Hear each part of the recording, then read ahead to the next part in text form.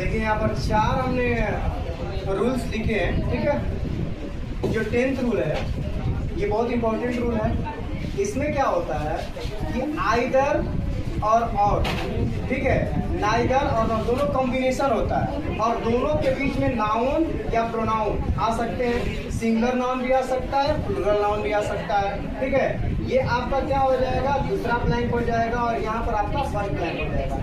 यानी first noun pronoun यहाँ पर यूज होंगे आइदर के बाद, नाइदर के बाद, नॉट ओनली के बाद, और दूसरा में क्या होगा और के बाद, नॉर के बाद और बट ऑल्सो के बाद, ठीक है। तो पहला क्या कह रहा है कि अगर आपका फर्स्ट जो नाउन प्रोनाउन आएगा, ठीक है, इसके अकॉर्डिंग आपको क्या कुछ नहीं करना है। आपको ये नहीं देखना है कि जो फर्स्ट नाउन या प्रोनाउन जो है सिंगुलर है या प्लूरल है। आपको करना क्या है कि और, नॉर और बट ऑल्सो, इनके बाद जो नाउन और प्रोनाउन आएंगे उसके अकॉर्डिंग आपको क्या करना है, वर्ब को यूज करना है। जैसे यहाँ पर दिया गया है, use verb according to the second noun और प्रोनाउन, और use verb according to the nearest noun और प्रोनाउन ऑफ द ब्लैंक। यानी आपका ब्लैंक दिया रहेगा, ठीक है, उस ब्लैंक के सबसे नजदीक वाले अगर देखेंगे कि नाउन प्रोनाउन सिंगुलर है कि क्या है, तो जैसे ही आपका प्लूरल होगा तो प्लूरल वर्ब, अगर ये सिंगुलर रहता तो यहाँ पर आपको क्या करना होता, सिंगुलर वर्ब यूज करना होता।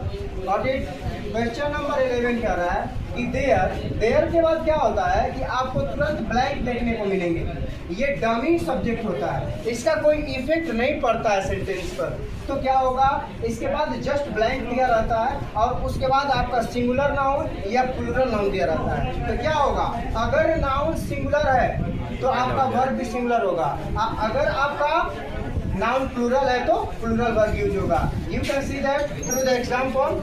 क्या कह रहा है कि देयर डैश अ किंग, यहाँ पर आपको ब्लैंक दिया गया है, यहाँ पर आपको ऑप्शन में दे दिया गया वॉज और वर। क्या दे दिया गया, वॉज और वर। तो यहाँ पर आपको देखना है कि सिंगुलर नंबर में है कि प्लूरल नंबर में है। तो ये सिंगुलर नंबर में है ना जी, तो सिंगुलर नंबर में अगर है तो हम क्या करेंगे, यहाँ पर सिंगुलर वर्ब यूज करेंगे। सेकेंड थिंग क्या कर रहा है कि there dash 10 student in my class. अब यहाँ पर आप देखिए नाउन के प्लूरल नंबर में, तो यहाँ पर क्या किया गया है, प्लूरल वर्ब यूज किया गया। उसी तरह से यहाँ पर 12 जो आपका एग्जांपल है, रूल है, the following the former the better. ये भी आपके डमी सब्जेक्ट हैं, इसका कोई इफेक्ट वर्ब पे नहीं पड़ता है। ये डिपेंड करता है ब्लैंक के बाद जो आपका नाउन आएगा उसके अकॉर्डिंग, ठीक है। जैसा अगर सिंगुलर नाउन होगा तो सिंगुलर वर्ब, अगर आपका प्लूरल नाउन होगा तो plural verb. You can see through this example the following dash the name of this teacher. तो यहाँ पर द नेम ये सिंगुलर नंबर में है, इस वजह से यहाँ पर वर्ब क्या किया गया है, सिंगुलर यूज किया गया है। उसी तरह से आप देखिए 30 क्वेश्चन कह रहा है कि नाउन और प्रीपोजिशन और नाउन, जैसे कोई भी नाउन को 2 बार रिपीट किया जाता है आफ्टर द प्रीपोजिशन, तो क्या होता है, दोनों सिंगुलर नंबर में होते हैं और दोनों सिंगुलर नंबर होने के बावजूद अगर प्रीपोजिशन आपका क्या आता है, बीच में आता है, तो क्या होगा, इसमें हमेशा सिंगुलर वर्ब यूज किया जाता है।